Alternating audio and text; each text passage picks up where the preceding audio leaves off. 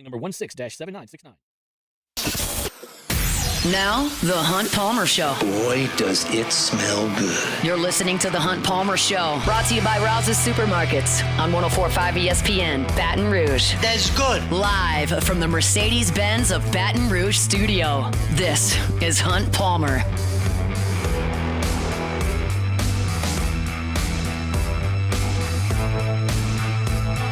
Welcome in. Hunt Palmer coming to you from Mercedes-Benz at Baton Rouge Studio downtown in the capital city on this Thursday. Means we're brought to you by Rouse's Markets. Working towards the weekend. Fired up. You're hanging out with us from 1 to 3 here on the Hunt Palmer Show. Luke Johnson with us in 15 minutes. Saints have a new starting quarterback. We learned yesterday that will be Spencer Rattler. We'll talk to Luke about that coming up here in a few minutes. Sam Hutchens covers Ole Miss for the Jackson Clarion Ledger. He'll jump aboard at the bottom of the hour to talk about Lane Kiffin's team as they roll into Tiger Stadium for an important Saturday night for both programs coming up here in just over 48 hours. Best win and worst loss on the board at the end of the hour. We'll have Chris Blair, the voice of the Tigers, at 2:15. And I've got some key matchups I want to dive into for LSU and Ole Miss at the bottom of hour number 2. So let's get rocking and rolling here on this Thursday. Again, fired up, you're hanging out here with us. I want to talk about tempo because we talked a lot about tempo with LSU's players on Tuesday. Savion Jones was with us and Greg Penn was with us. And I have a piece up at LouisianaSports.net right now that's got a lot of their quotes there. And I found that their quotes were better in print than they were necessarily for radio, because a lot of them are a little bit shorter, and that usually plays a little bit better in print than, you know, the old 45-second sound bite you might want to play for a radio segment. So I'm not going to dump into any of the sound there, but I'll kind of relay what they had to say, and then I'll give you some statistics that kind of explain what the challenge is on Saturday for LSU in facing this Ole Miss offense. I think you're all aware, as college football fans and SEC fans and LSU fans, that Ole Miss wants to play fast. That's not news. There was a time in college football, really football in general, where coaches would preach ball control, ball security, controlling the clock, sustaining drives. And somewhere in the last 15 or so years, maybe it was Chip Kelly at Oregon, maybe it was some piece to the air raid, maybe it was the no huddle that showed up with Urban Meyer and has been, you know, taken everywhere in college football now. But somewhere at some point, folks kind of said, yeah, I kind of like to control the ball, but not really. I really just want to go score. And I want to make sure the defense can't substitute, and I want to make sure the defense is tired, and I want to make sure the defense can't get into checks, and I want to make sure that we are controlling and dictating the pace of this football game. And certainly, right now, Ole Miss is one of the forefront in college football at that. I mean, you look at right now, leaders in points per game, Boise State leads the country in scoring offense. They're 74th in time of possession. Tennessee's ranked 5th in the country in scoring offense. They're 65th in time of possession. And Ole Miss has scored 44 a game. They're 10th in the country in scoring. They're 116th in the country out of 143 in time of possession. That is bottom of the barrel. They don't care at all. They want to go. And LSU is well aware of that. Savion Jones talked on Tuesday about the way that LSU is prepared for this, and he said they've kind of done it two ways. They have had the scout team offense run plays as quickly as possible, which he thinks is kind of physically how you get ready for it. You finish the play, you get ready to go again. You finish the play, you get ready to go again. They've also done a drill where the LSU defense turns its back to the offense, and then the offense sets up, and then the coaches blow the whistle, and the LSU defense turns around, and they're going to run that play really quickly when you get lined up so that you don't have time to get there and train your eyes and look at everything you need to look at. You got to get ready, know where your key is, and play. So they've done it both ways. Savion says he thinks it's been more impactful to do it with his back to the defense because that's the harder thing to adjust to than simply running to where you're supposed to be and starting again. But both ways, they've gotten to figure this out. And there's a good quote from both Jones and Penn about this tempo. One of them is that Savion Jones says it surprises players when you see them finish a play. They don't celebrate. They just line back up and do it again. And that's something the coaches have obviously coached into this LSU defense. They're not going to be doing a bunch of dancing and spiking the ball, and they're not going to be doing a bunch of demonstrative pointing for first downs. They are going to finish the play. When they get tackled, they run the ball to the middle of the field and put it down. Ole Miss has been coached to do that. And Greg Penn said, look, if you've got to to know that you can't celebrate either. We need to tone down the celebrations, he said, get back to the next play because they're going to snap the ball really fast. So we got to get our feet in the ground, and it'll be very important for us to go out there and execute. So that's the front end of the coaching of this thing. You understand that Ole Miss is trained to get the ball moving as quickly as possible once again, and LSU's defense is prepared for that. However, Ole Miss, generally speaking, likes to do this on chunk plays and first downs. This is a quote from Savion Jones. You can't tempo if you don't gain much yardage. The way they do their tempo, they get off big plays and first downs. If you stop the big plays and eliminate first downs, then they can't tempo. And that's an interesting piece, and that's certainly true if you've watched Ole Miss and Lane Kiffin over the last 5 years. Now, teams haven't been able to do that. And I realize that Ole Miss's schedule has not been great. You've played Kentucky and South Carolina, who nobody thinks is going to Atlanta or the college football playoff, and your non-conference schedule was a joke. But we know that Ole Miss has had kind of the same identity under Kiffin with Jackson Dart for the last couple of years. And if you look at this year, Ole Miss is first in the country in creating plays of 30-plus yards. They are second in the country to Miami in plays of 20-plus yards. So they are getting ahead of the chains. They are busting big plays. And a lot of times you hit a big play and you want to let somebody know about it. Not going to happen for Ole Miss. And LSU's defensive players know this. They also know that you got to do it more than 3 times to stop them. This is a great line from Greg Penn on Tuesday. Coach Baker was telling us in a meeting that after third down, don't even celebrate because they're probably going for it on fourth down. That's another piece to Lane Kiffin's puzzle. He believes very, very ardently in the analytics that suggest if you got fourth and less than 3, you probably need to be going for it. And he'll do that at his own 30-yard line. He'll do it at his own 40-yard line. He'll do it in field goal range. He believes in trying to get another first down to try to get touchdowns. And that also changes their play calling mentality on third down. You got 3rd and 7. A run for 4.5 is not necessarily the worst thing you can do. You've got 3rd and 1, taking a deep shot, not the worst thing, because you can line up and try to get it again. And LSU's players have been coached to know that. If you notice on Tuesdays when you go listen to these players talk, that they have talking points that have clearly been communicated. And I think it was even more exaggerated with Penn and Jones this week because they've had 2 weeks to prepare for this game. And they know that they've got to be ready to go on fourth down. Every single year that Lane Kiffin has been the head coach at Ole Miss, the Rebels have been in the top 10 in the country in fourth down conversion attempts. They're actually not this year. I think that's probably because they've been up 50-0 in games, and you don't necessarily have to go for it on fourth down, and you don't really have a lot of fourth downs when you're scoring 50 points.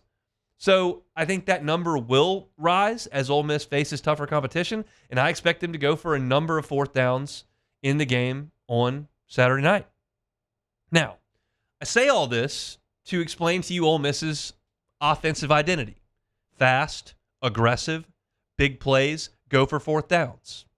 They don't care about time of possession.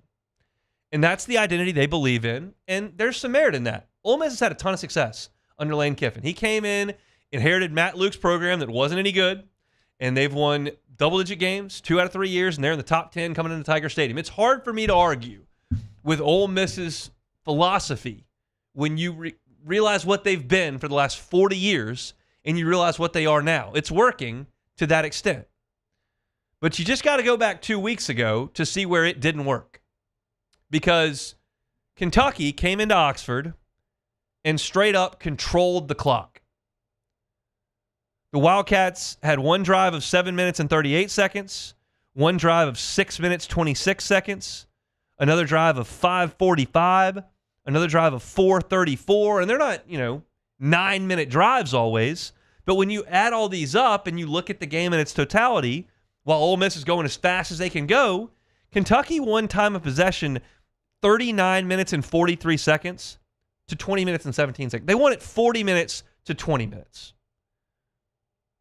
And they ran 75 plays to Ole Miss's 56. And when you start to create that much of a chasm between the play amounts, all of a sudden it becomes difficult to win.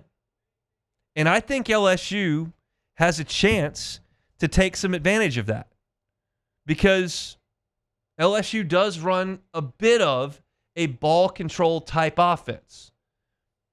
They like to throw the ball, which most people would mean you like to go fast.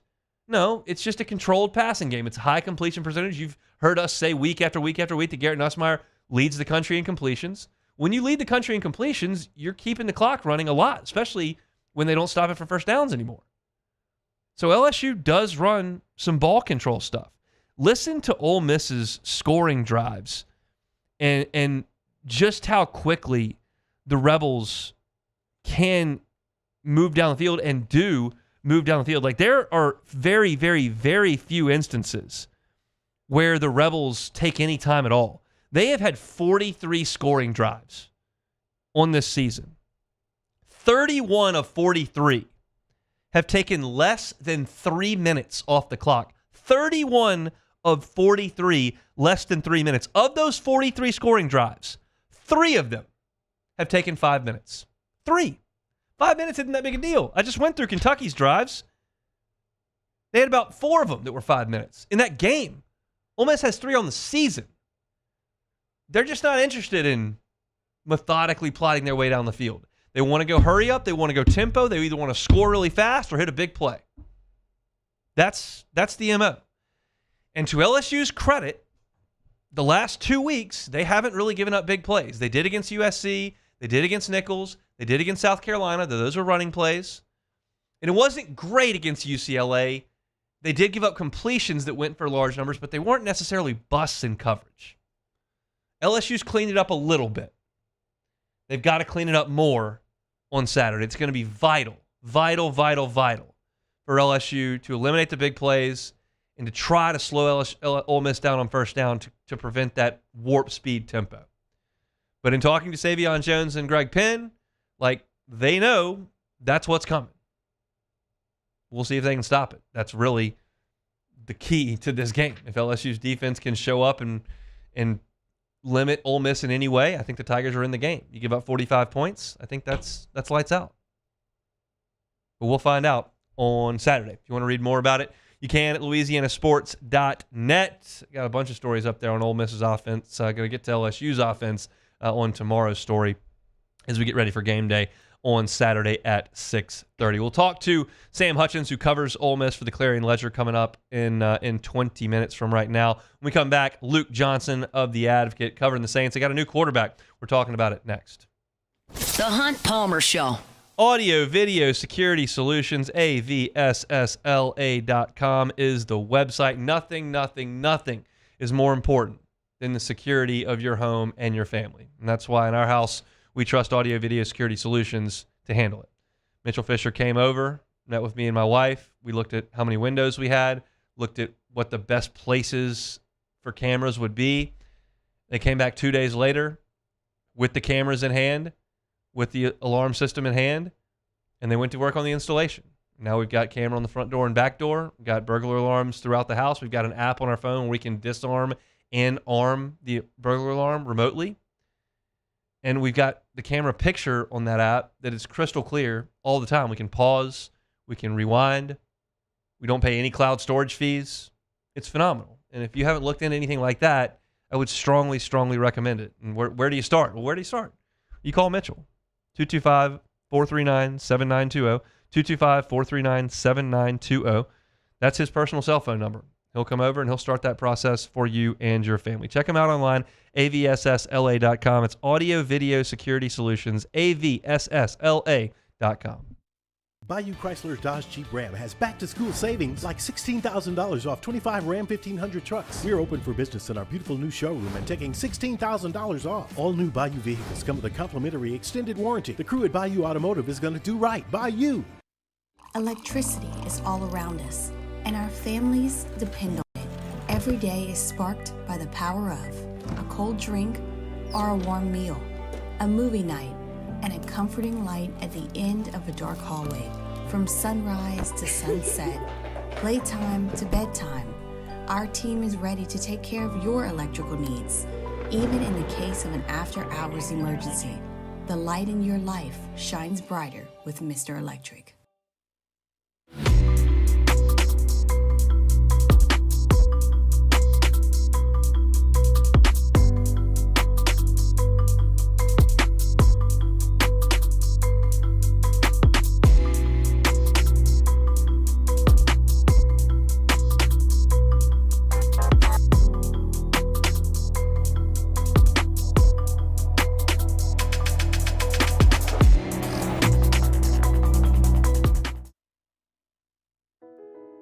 been doing business with Luba for 25 years. They're dependable, trustworthy. It's just the attention to detail with our clients. Our folks have years and years of experience. They're highly trained professionals, but many companies have that asset. What I'd like to think makes Luba a bit different is that we use those talents in a way that truly is dedicated to serving the needs of the folks who depend on us. Dylan Cruz here to tell you about Six Rings Baseball and Softball Camp. If you live on the North Shore and play ball, go to Six Rings Camps with former LSU assistant coach Dan Canaveri. His knowledge is second to none, and your child will improve and have fun doing it. Camps were held at Coquille Park and Six Rings Academy in Covington with 4 sessions over the summer. Full day and morning only sessions are available from ages 7 to 13. Go to sixringsbaseball.com or call 985-206-9096. Learn the game to love the game. BRAC teamed up to reimagine your parks, and you imagined big. With your help, we went to work, creating 12 beautiful community parks across the parish. A family-sized water park, miles and miles of trails, and parks just for your dogs. There are more places to splash, to explore, to run wild, and even soar. You imagined, we delivered. Gold. BRAC, your #1 park system in the nation. Bayou Ford has the new inventory to get you in a new Ford truck or SUV today, or customize your next vehicle just the way you want it. All new Bayou Ford vehicles come with a 1 million mile powertrain warranty. You're listening to The Hunt Palmer Show, brought to you by Rouse's Supermarkets.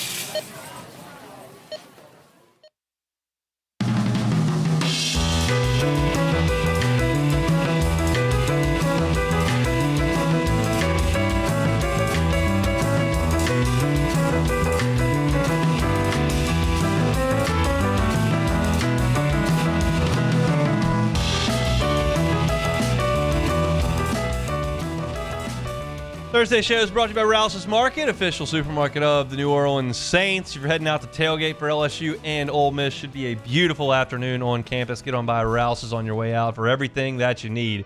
Your drinks, food, ice, they got it all. And, of course, our Eagle 98.1 pregame show coming up at 1:30 at Rouse's Burbank and Lee's. Get on by and see Hanny and Musso on Saturday afternoon. Saints welcoming in the Bucs, who've actually been in town since Tuesday for a big divisional showdown in the Dome. But the big story is the Saints have a new quarterback. We're talking about it with Luke Johnson, who covers the black and gold for The Advocate. He joins us on the Jim's Firearms Hotline. Luke, how are we doing? Doing great, man. Thanks for having me on. I didn't think you were going to say you were doing great because the Brewers aren't playing anymore. Well, that's just become an annual rite of passage. It really has. Which, by the way, if you haven't put money on the Mets to win the NL pennant yet, go ahead and do it. Because every year the Brewers have been eliminated, literally in their entire history. The team that eliminated them went on to win the pennant. So, well, the Mets are just a steamroller right now. It is. It perplexes me a lot because the Cubs can't keep up in the regular season, and I don't find that acceptable. And then the Brewers get to the postseason and can't win, and that's weird too. And it just makes me mad, even though there's a little bit of joy in the fact that the Brewers don't move on because the Cubs can't keep up. A 2-run lead with like an all-world closer in the 9th inning. You got 2 outs left, and they blow it. Come on, man. It's sad. But back to work for you. Back to football. Look, let's talk about Spencer Rattler being named the quarterback. That's obviously the story more so than the loss in Kansas City. Saints are going to get a look at a rookie signal caller. What went into the decision to make him the guy? Well, look, I think to me when I look at this, it makes sense, right, that Jake Haener was the number 2 for the first 5 games of the season, because I think if you're looking for a guy on the team who is going to be able to come in and execute the game plan that was put in place for Derek Carr, I think it makes a lot of sense that would be Jake Haener. But as soon as they knew that Derek wasn't going to be available this week, you're looking at 2 quarterbacks. One has a high floor, Jake Haener. I think he can execute an offense, and I think he's really smart and accurate. He processes the field really well. And then you got the high ceiling guy in Spencer Rattler. And I think just considering everything that they're going through right now in this roster with injuries up front, injuries of the skill position players, injuries on defense, I think the high ceiling guy makes a lot more sense, especially when you can just kind of craft the game plan around the strengths that he has. So yeah, as soon as word went out that Derek was going to be out, I thought it was a possibility, and then it's like 10 minutes later, everybody's saying, well, Spencer Rattler's an option. It makes complete sense.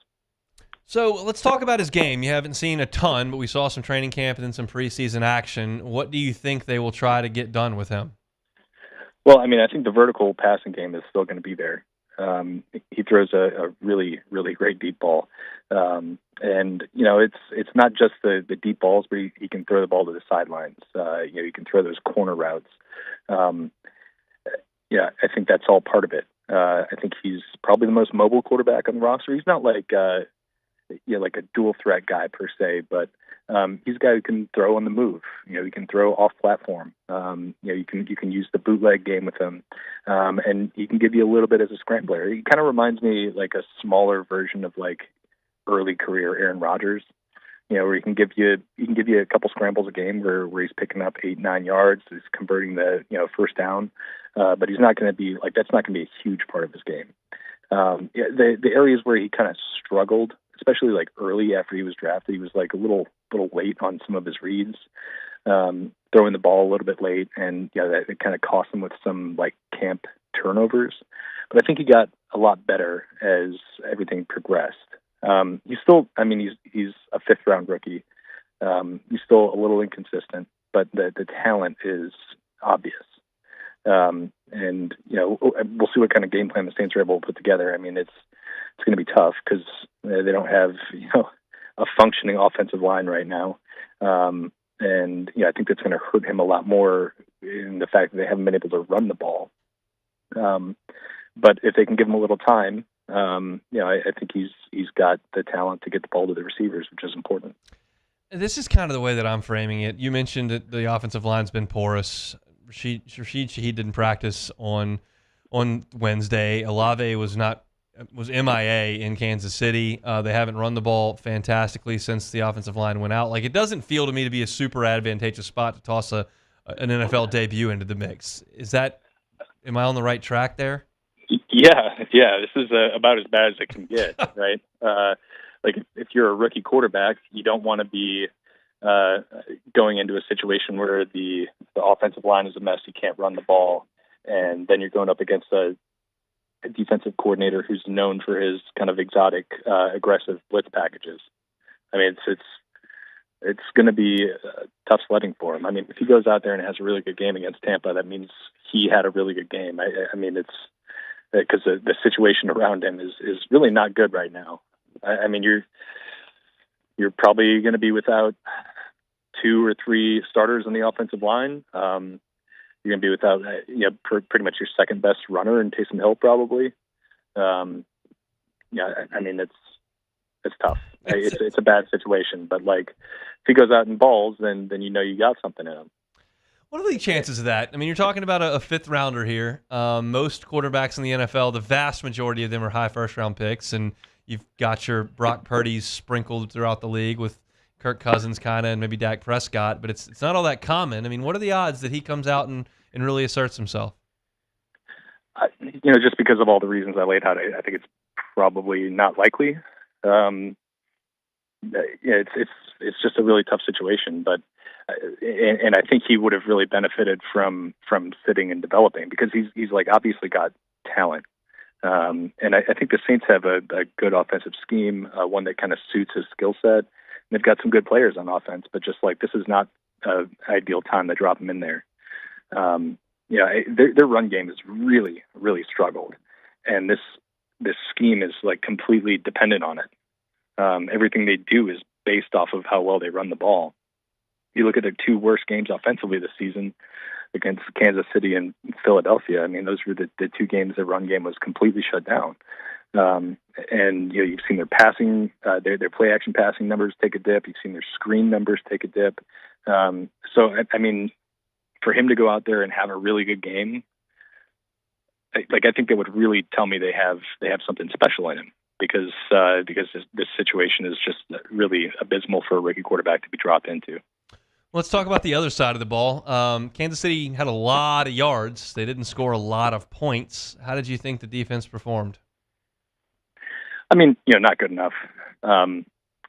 the red zone defense was really good. It's been really good all year. It's kind of crazy to think about the fact that the Saints are a game under 500 and they've allowed 6 touchdowns in 5 games. But there's too many things right now that are correctable mistakes that they just keep making. Whether it's like coverage busts or guys like slipping and falling like Tyrann Mathieu did on the 50-yard pass to Juju Smith-Schuster in the fourth quarter. Guys missing tackles. This is stuff that's just kind of continuously plaguing them. In a way, I think that stuff is fixable, and they're going to be a pretty good defense down the stretch. But they've got to fix that stuff. They can't let teams just kind of control the ball and go on these long drives, even if those drives end in 3 points. I mean, that disrupts the rhythm of the offense and gives you less chances at it. And I think they can be better, but they've got to get it turned around. And the good thing is they're still fairly healthy on the defensive side of the ball. I mean, they're going to be without a couple guys this week, but I think they could go out and have a decent game Sunday against Tampa to help Rattler out a little bit. How do you think they match up with Tampa? Baker's usually been pretty good over the last year and a half. I think they match up well. You look at what Tampa excels at. They have really good skill position players on the outside. But their offensive line has been, outside of Tristan Wirfs, has been kind of shaky this year. I don't think their run game is anything special. That those players on the outside match up with the Saints' strength, and that's their own playmakers on the outside. And then, for all the times they couldn't get Patrick Mahomes on the ground last week, I think they still did well up front and putting pressure on him. So, I think that could be an advantage for the Saints this week as well. The problem with Baker Mayfield is that he's a little slippery. He killed them last year in the Superdome on 3rd and 9, 3rd and 10, 3rd and 11, all these 3rd and longs. He kept converting because he get out of pressure and find a guy downfield. They got to make plays on him this year, kind of like they did in the second game of last year. If they can avoid him extending plays, I think they're in really good shape this week. Everybody knows how vital this year is for the current Saints, and it's kind of teetering right now. How bad would a loss be on Sunday? Well, it'd be bad. There's no way around that, right? They'd be 2-4. They would have lost 4 straight. They got another short week coming up against the Broncos team that's been pretty good, especially on defense. They'd be sending a rookie quarterback against what has been one of the best defenses in the NFL, and you could see a path for them going 2-5 to start. Obviously, you look at the way this division shaped out over the last couple of years, it's been one game deciding things for the Saints. They've lost it on tiebreakers. So these games are hugely important. It's important to end this skid that they're on and really set themselves up to where this back half of the schedule, which is easy, where they can make that relevant. But when you look at the last couple of years, it's they kind of hit this swoon in the middle of the season when they're dealing with all these injuries. They're unable to kind of overcome those, and then by the back half of the year, they have to go on this crazy winning streak to even have a chance. They can't put themselves in that position again. So, this is a huge game, even though they've got the opportunities at the back half of the year to put some wins together. You can't let this thing kind of snowball and get out of control. What do you think the Dome's going to be like on Sunday? That's a good question. The last time we were there, they were playing the Eagles, and it was a great atmosphere. But 3 losses in a row, I think, have kind of dampened the atmosphere. I think there's going to be some excitement for Spencer Rattler. I know a big chunk of the fan base is really looking forward to seeing him. But at the same time, some of that kind of apathy that's been around here for the last couple of years is starting to creep back in. So I'm actually kind of looking forward to seeing what it's going to be like on Sunday.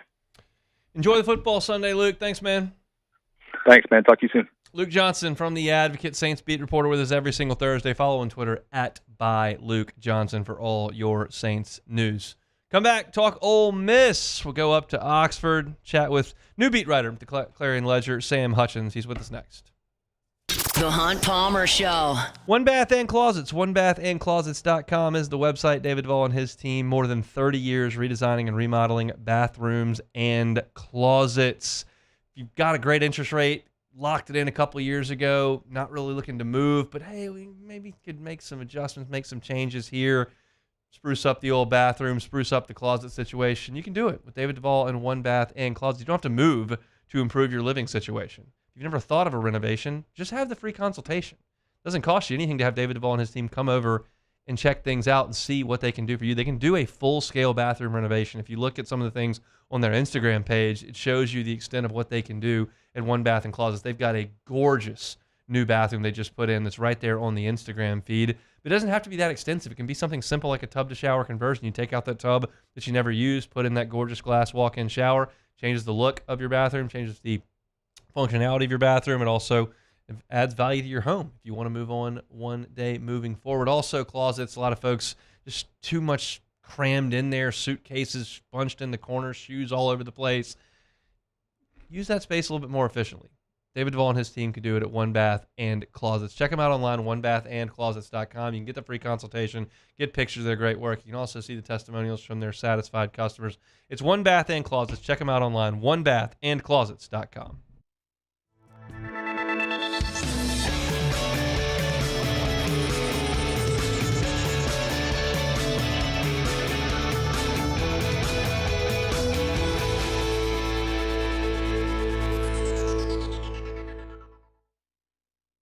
The Windsor Senior Living Community in Mandeville, Louisiana is a beautiful, vibrant apartment community geared towards seniors.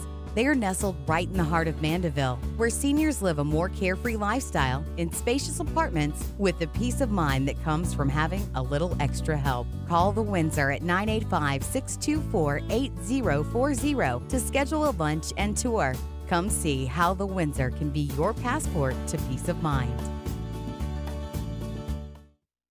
Hey, it's Matt Moscona. For years, you've heard me tell you about Insurance Network of Louisiana, helping you find better coverage for less money. But it's not just for your home and auto. They also offer commercial property. So, retail stores, professional offices like doctors, dentists, attorneys, clothing boutiques. Insurance Network of Louisiana can find you better coverage for less money. They service the entire state of Louisiana, and they're local. So call today at 293-0450 or lainsurance.net.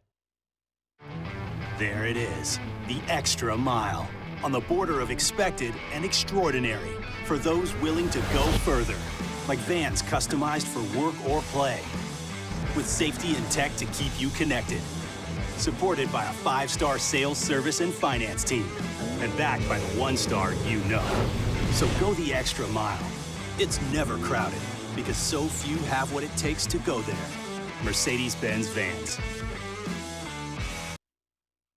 Jerry and Benny Payne began Central Plumbing Company out of their driveway in Tanglewood Subdivision.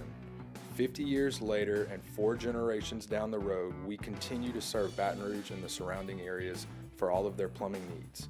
Residential, commercial, industrial, or hospitality, Central Plumbing is here 24/7, 365. We want to thank our customers, family, and friends for 50 years of success. And looking forward to 50 more. Gulf Coast Office Products is a nationally recognized Savin office equipment dealer based right here in Louisiana. Over 100 employees strong, Gulf Coast has the boots on the ground to support all vertical markets, from education, engineering, legal, and finance. With the latest in office technology, from desktop to production segment units, Gulf Coast and Savin have the perfect fit for you. Call 225-756-2644. That's 756-2644 for Gulf Coast Office Products.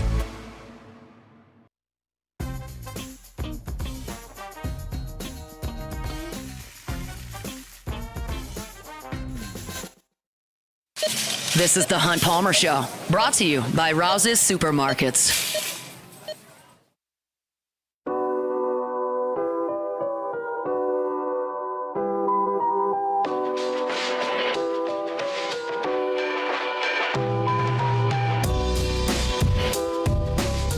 Been telling you all week how big this game is for both programs. Ole Miss coming into this season with as high as expectations as I can remember, watching the SEC, and LSU trying to approach that level they once enjoyed, top of the Southeastern Conference in college football.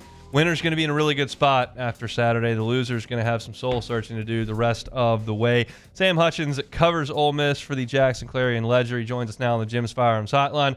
Sam, thanks for a little bit of time. How are you? I'm good. I think that's the right setup. I think some folks are calling this an elimination game, which, in the 12-team playoff, it kind of feels about right. I don't know how you guys think about that. I said in August that I thought 10-2 would get you in, so maybe not, but you kind of look around and you don't know what's going to happen week to week. Last week was absolutely nuts, so it certainly won't help if you lose. I don't know if you can completely throw dirt on it because LSU still got at A&M, and they've got a Bama team coming in, Oklahoma, so you've got some chances for resume wins. And I know Ole Miss has a couple of those, including Georgia as well, but you'll be in a bad spot if you lose for sure. So it's a really, really big one. I want to talk about a couple things with you here, Sam. And the first is Trey Harris. Everybody down here is very familiar with Trey Harris. Went to high school in Lafayette, played at Louisiana Tech for a few years, and has been an excellent player there for Ole Miss wide receiver for the last year and a half. I know he went out of the game against South Carolina, and I know that Lane Kiffin is not always perfectly truthful with you all about injuries. But what's your gut tell you about this week for Trey Harris? Yeah, I agree. The injury reports that Ole Miss puts out every week on Wednesday nights to start can't always read into it too much. But for Trey Harris's designation, which is questionable, I actually think that's about right. It really does feel like he'll be a game time decision. And it's kind of odd when you think about where Ole Miss is at in the season. On a normal week, the Rebels haven't had a bye week yet, and that's next week.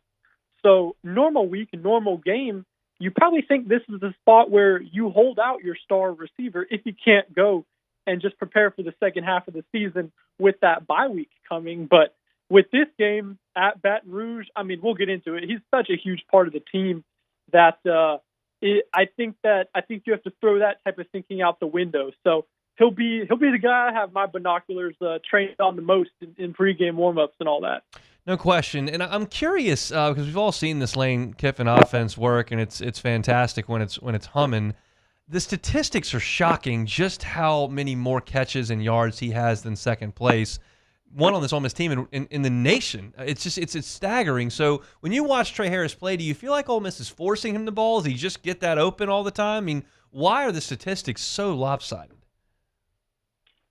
It's a good question, and I guess when it is that lopsided, maybe it is a little bit both of Jackson Dart just naturally looking for him on almost every drop back and designed plays. Because you're right, I'll get the stats to back you up. You're absolutely right. Trey Harris has 885 yards this season receiving, and that's I think more than 100 yards, more than the second receiver in the country. But it's more than double anyone else on the Rebels. So, yeah, it's a little bit of everything. Trey, I don't have this pulled up, but he's got to lead the nation or be up there in targets too. So it's certainly one coming with the other, and Dart looks for him. But it's kind of incredible when you think about Ole Miss. None of the starters really played much after halftime in the first four games, and Harris left before halftime against South Carolina. So to see what he's done with limited playing time has been pretty nutty. If he's out there and he's healthy, we know what to expect. If he's not, where does Ole Miss need to lean at that point? Yeah, so the answer that I guess, because we got 2 quarters to watch and see what Ole Miss offense looks like without him at South Carolina, would be Juice Wells, would be the guy that I think they'd turn to. And Juice is the second, has kind of in second place on all the receiving stats on the team. He's got 4 touchdowns, 371 yards. So I could see him getting an uptick in targets, but maybe the real answer is, instead of just trying to replace a guy like that, maybe you turn to the tight end a little more, you throw it to the backs a little more. So I could see Caden Prescorn, Ole Miss's tight end, getting more looks, Henry Parrish, the running back, getting more looks out of the backfield, and maybe just less focus on the passing game in general. If you get a 3rd and 2 or 4th and 1 type situation, maybe you're running it instead of trusting Trey Harris to win in man coverage. Let's move to the defensive side here for Ole Miss. Obviously, a lot of high-profile transfers coming in. Pete Golding in his second year as a defensive coordinator. Lead the country in sacks. Is that front four, front seven even legitimate? Yeah, I certainly think so. And it's because it comes from everywhere. The edge rushers are phenomenal. The hero of last game on that side was Walter Nolan, who we all know in SEC country. He had 2 sacks, a fumble recovery, and he wreaked havoc up the middle. So I know in this game, LSU, both those tackles are just monsters, and it's kind of strength on strength, right? With LSU having allowed, I think, just 2 sacks all year. So that'll probably be where this game's decided. Maybe like every other matchup in the SEC in the trenches, but certainly in this one with Ole Miss's D-line and those linebackers being a strength, but going up against not only the best offensive line they've seen this year, but maybe the best in the country, right? It's that good in pass protection. They've had their issues running the football, but they've been really good protecting the pass and only allowed 2 sacks all year. Ole Miss comes in, I think, 24 on the season, so quite a dichotomy there. Princely Umamlielen, is he expected to play? Not, I haven't seen today. Yeah, so he was questionable. That's where he's been on the latest injury report. I could see Princely playing next week. It does feel like maybe he's leaning more toward probable, but Ole Miss has really shifted around these injury reports so much, and guys have been changing statuses frequently from what they are Wednesday to Saturday. So he'll be one to watch on the defensive line for sure. If you just take out those 4 quarters against Kentucky, Ole Miss has been damn near perfect. I mean, they've been excellent, but they had 4 bad quarters against Kentucky, and it cost them. What went wrong that day in Oxford? I'll tell you, I think Kentucky, they had the blueprint of the best way to attack Ole Miss, the best way to beat Ole Miss. Because what the Wildcats did is they dominated in time of possession.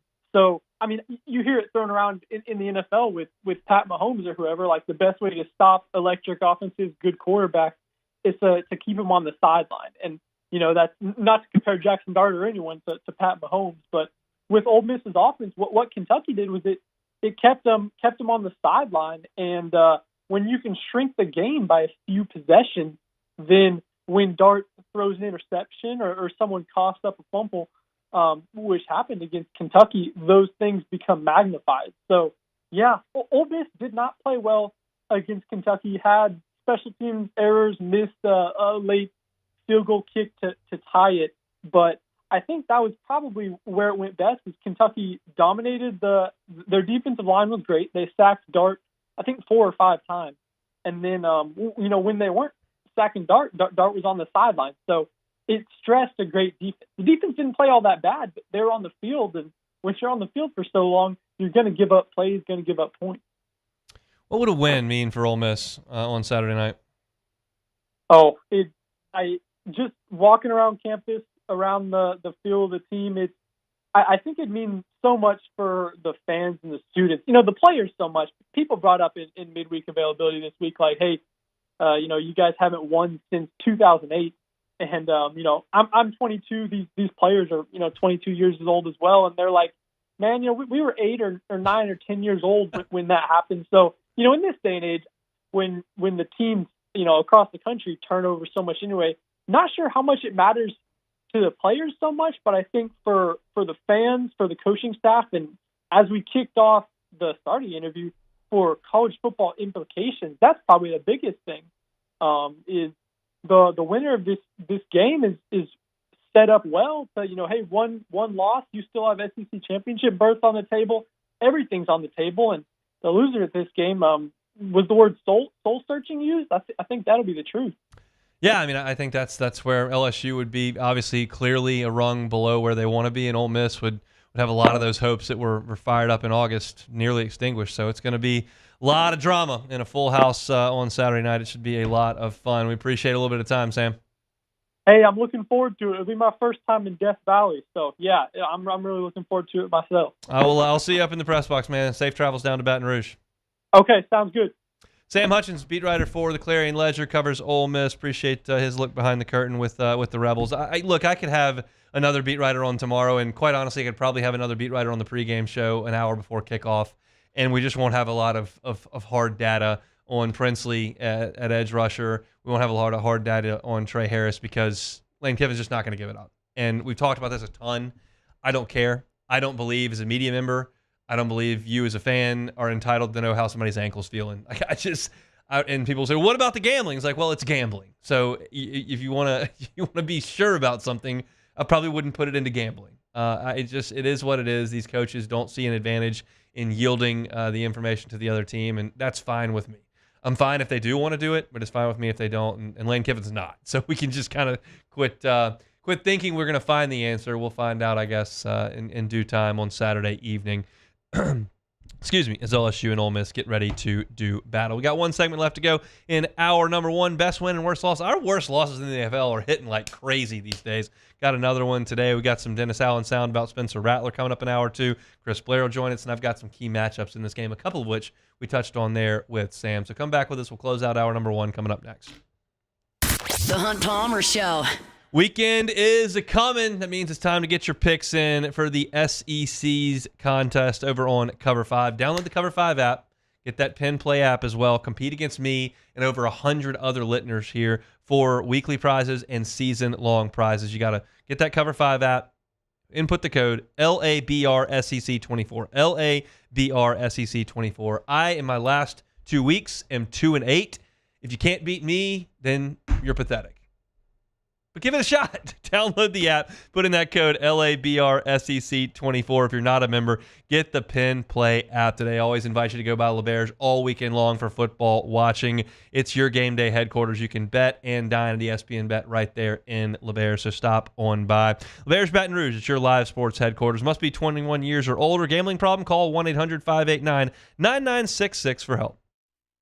Bayou Ford has the new inventory to get you in a new Ford truck or SUV today, or customize your next vehicle just the way you want it. All new Bayou Ford vehicles come with a 1 million mile powertrain warranty. The crew at Bayou Ford is going to do right by you.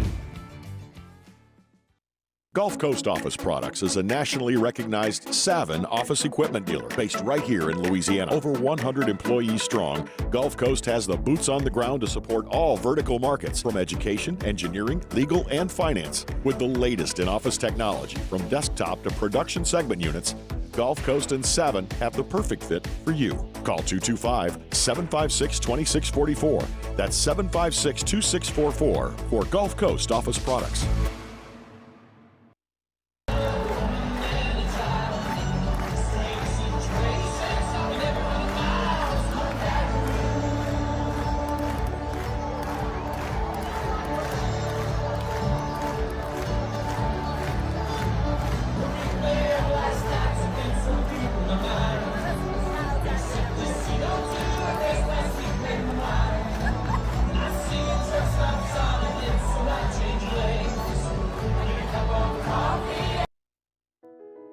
I've been doing business with Luba for 25 years. They're dependable, trustworthy. It's just the attention to detail with our clients. Our folks have years and years of experience. They're highly trained professionals, but many companies have that asset. What I'd like to think makes Luba a bit different is that we use those talents in a way that truly is dedicated to serving the needs of the folks who depend on us. Dylan Cruz here to tell you about Six Rings Baseball and Softball Camp. If you live on the North Shore and play ball, go to Six Rings Camps with former LSU assistant coach Dan Canaveri. His knowledge is second to none, and your child will improve and have fun doing it. Camps were held at Coquille Park and Six Rings Academy in Covington with 4 sessions over the summer. Full day and morning only sessions are available from ages 7 to 13. Go to sixringsbaseball.com or call 985-206-9096. Learn the game to love the game. Breck teamed up to reimagine your parks, and you imagined big. With your help, we went to work, creating 12 beautiful community parks across the parish. A family-sized water park, miles and miles of trails, and parks just for your dogs. There are more places to splash, to explore, to run wild, and even soar. You imagined, we delivered gold. Brack, your #1 park system in the nation.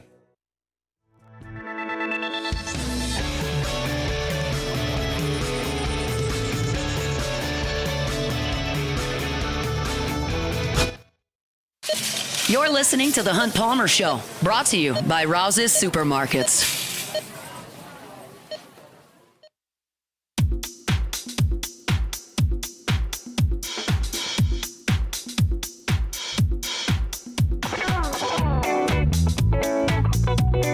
Shout out to folks at Rouse's Markets. Get on by Rouse's to do your weekend shopping, whether it's just for the family or you got a big tailgate.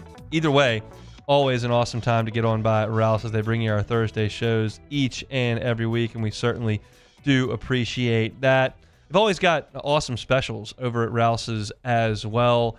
You can always, here's the best way I know to do it. You walk in, especially Burbank and Lee, you can see it right there when you walk in to the left. They've got this huge catalog. It's got all their awesome specials that are right there. Or you can listen to me, and I'll give them to you.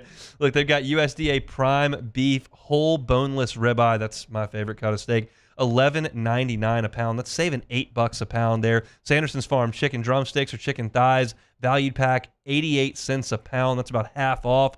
24-pack, half-liter Rouse's drinking water, 3 for $9. You can buy 3 and save $3. Plus, pound bags of Rouse's beans and 2-pound bags of Rouse's rice. If you're looking to do some red beans and rice, 99 cents. That is about half off. Rouse's, the official supermarket of the New Orleans Saints. Rouse's, this feels like home. Let's get you our best win, worst loss on the board this weekend. Best win in college football. I think it's Oregon beating Ohio State, even though Oregon's at home. I could have flipped this and gone to Ohio State, but I think Ohio State kind of knows where they belong in college football, and I think everyone believes that's probably a top 2 or 3 team in the country. Oregon maybe still needs to prove it a little bit. They've looked a little clunky the first couple of weeks. They couldn't get it done in those big games against Washington last year. Oregon looking to get over the hump. If they beat Ohio State this weekend, you're hard-pressed to find their way out of the playoffs. It could happen. Gabriel could get hurt. You can lose some games here or there just based on happenstance like Bama did last week. Like, it can happen, but I don't think it's likely. The winner of this game, you can just about rubber stamp into the playoffs. Oregon, Ohio State. I think Oregon winning that game would be the best win on the board. The worst loss in college football, this one jumped off the page at me, especially after last week, especially understanding the rivalry, knowing where this game is played. The worst loss on the board is Tennessee losing in Neyland Stadium in Knoxville on the banks of the Tennessee River against Florida. That would be a horrible loss. Not that going to Arkansas and losing is a good loss. It's not. But you back that up by losing to your arch rival in your home field and wiping your playoff hopes right off the page because they still got to play Georgia and they still got to play Bama. Not good. Not good. Tennessee cannot lose this game at home. That would be the worst loss in college football. Best win on the NFL board. No Bengals this week. No Bengals on worst loss either, but we are going to go Commanders. The Commanders winning at the Ravens in kind of a battle of Lamar and Jaden. Same kind of style. Both teams are scoring a ton of points. But as we mentioned last week as Cincinnati played the Ravens give up more 20 and 30-yard passes than anybody in football. And Jaden Daniels can hit those. So that would be a huge opportunity there. If they can go on the road and beat Baltimore, you could start to talk about them being the class of the NFC. We'll see. That'd be a huge win for Washington. And the worst loss would be the Eagles hosting the Cleveland Browns, who have kind of become the punchline of the NFL right now. Like, that was reserved for the Panthers there for a couple of weeks, and then the Red Rifle came out and started winning a game and throwing the ball a little bit. And like, okay, that's not that bad. Cleveland's bad. And people are now talking about whether or not they're going to make the biggest move in terms of dead money in the history of sports. We'll see. I don't think it's going to happen between now and kickoff time. But Philadelphia at home hosting Cleveland cannot lose that game. So the best win on the board in college football, Oregon over Ohio State in Eugene. Worst loss in college football, Tennessee hosting Florida. Cannot lose to Billy Napier and the Gators. Best win in the NFL, Washington Commanders going to Baltimore and winning. And Philly hosts Cleveland. They lose that one. It'd be the worst loss in the NFL this week. Opened up the show today talking about Ole Miss's tempo. Gave you some quotes from Greg Penn as well as Savion Jones. You can find that at Hunt on LSU on YouTube, or also you can find kind of the print version of that at louisianasports.net. Luke Johnson was with us talking about the New Orleans Saints and their decision to go with Spencer Rattler in the matchup with Tampa Bay in the Dome at 1:15. You can find that on YouTube at Hunt on Saints. And Sam Hutchens from the Clarion Ledger covers Ole Miss. He joins us to talk about Lane Kiffin's Rebels. That can be found on YouTube at Hunt on LSU. Any of it can be found wherever you find your podcast. Apple Podcast, Spotify, Google, wherever you find your sound, you can find us. Just search Hunt Palmer Show. Like, subscribe, rate, and review. We'll open up hour number 2 with Dennis Allen sound. Chris Blair is going to join us. Key matchups between LSU and Ole Miss. Come back after SportsCenter. It's the Hunt Palmer Show. Bayou Chrysler Dodge Jeep Ram has back-to-school savings like $16,000 off 25 Ram 1500 trucks. We're open for business in our beautiful new showroom and taking $16,000 off. All new Bayou vehicles come with a complimentary extended warranty. The crew at Bayou Automotive is going to do right by you.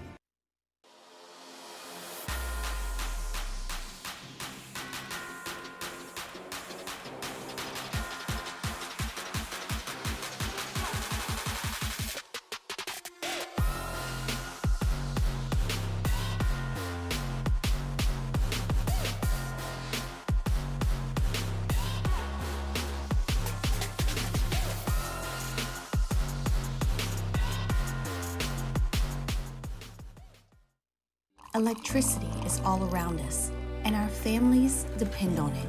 Every day is sparked by the power of a cold drink or a warm meal, a movie night, and a comforting light at the end of a dark hallway. From sunrise to sunset, playtime to bedtime, our team is ready to take care of your electrical needs. Even in the case of an after-hours emergency, the light in your life shines brighter with Mr. Electric. There it is, the extra mile, on the border of expected and extraordinary for those willing to go further, like vans customized for work or play, with safety and tech to keep you connected. Supported by a 5-star sales, service, and finance team, and backed by the 1-star you know. So go the extra mile. It's never crowded, because so few have what it takes to go there. Mercedes-Benz Vans. Hey, it's Matt Moscona. For years, you've heard me tell you about Insurance Network of Louisiana, helping you find better coverage for less money. But it's not just for your home and auto. They also offer commercial property. So, retail stores, professional offices like doctors, dentists, attorneys, clothing boutiques. Insurance Network of Louisiana can find you better coverage for less money. They service the entire state of Louisiana, and they're local. So call today at 293-0450 or lainsurance.net. Jerry and Benny Payne began Central Plumbing Company out of their driveway in Tanglewood subdivision. 50 years later and 4 generations down the road, we continue to serve Baton Rouge and the surrounding areas for all of their plumbing needs. Residential, commercial, industrial, or hospitality, Central Plumbing is here 24/7, 365. We want to thank our customers, family, and friends for 50 years of success. And looking forward to 50 more. Gulf Coast Office Products is a nationally recognized Savin office equipment dealer based right here in Louisiana. Over 100 employees strong, Gulf Coast has the boots on the ground to support all vertical markets from education, engineering, legal, and finance. With the latest in office technology from desktop to production segment units, Gulf Coast and Savin have the perfect fit for you. Call 225-756-2644. That's 756-2644 for Gulf Coast Office Products. I've been doing business with Luba for 25 years. They're dependable, trustworthy. It's just the attention to detail with our clients. Our folks have years and years of experience. They're highly trained professionals. But many companies have that asset. What I'd like to think makes Luba a bit different is that we use those talents in a way that truly is dedicated to serving the needs of the folks who depend on us.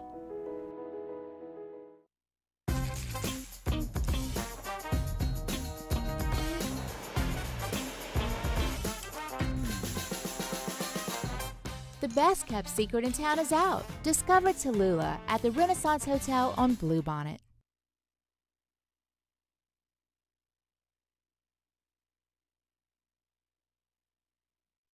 SportsCenter. The shakeup continues in New York. I'm Chris Smith. Jets interim coach Jeff Ulbrich stripped the play calling duties of offensive coordinator Nathaniel Hackett and handed over the reins to Todd Downing, who holds the title of passing game coordinator. Now there will be no title changes, and ESPN's Mina Kimes says this tells you who is really running the team. It only reinforces what we already know, which is this is Aaron Rodgers' team. He is, regardless of what he says, very much in control of everything that happens. And that's why I'm sort of skeptical that this play calling change is going to solve things for the Jets. It's entirely possible that he improves upon Nathaniel Hackett in terms of sequencing, maybe some of the game day execution stuff, game planning for opponents, sure. But the offense is going to be the same. Ulbrich said he discussed it with Aaron Rodgers, and he will also remain defensive coordinator and continue to call plays. On to baseball for a pair of crucial Game 4s in the ALDS. The Tigers, baseball's hottest team the past 2 months, will have their first chance to advance to the championship series since 2013 when they take on the Guardians. Coverage begins 5:30 Eastern on ESPN Radio, followed by Yankees and Royals 7:30 Eastern. Why pay more for a great shave? Choose Barbasol, America's #1 brand of shaving cream. Barbasol's thick and rich lather gives you a close, comfortable shave for just half the price of gels. Barbasol.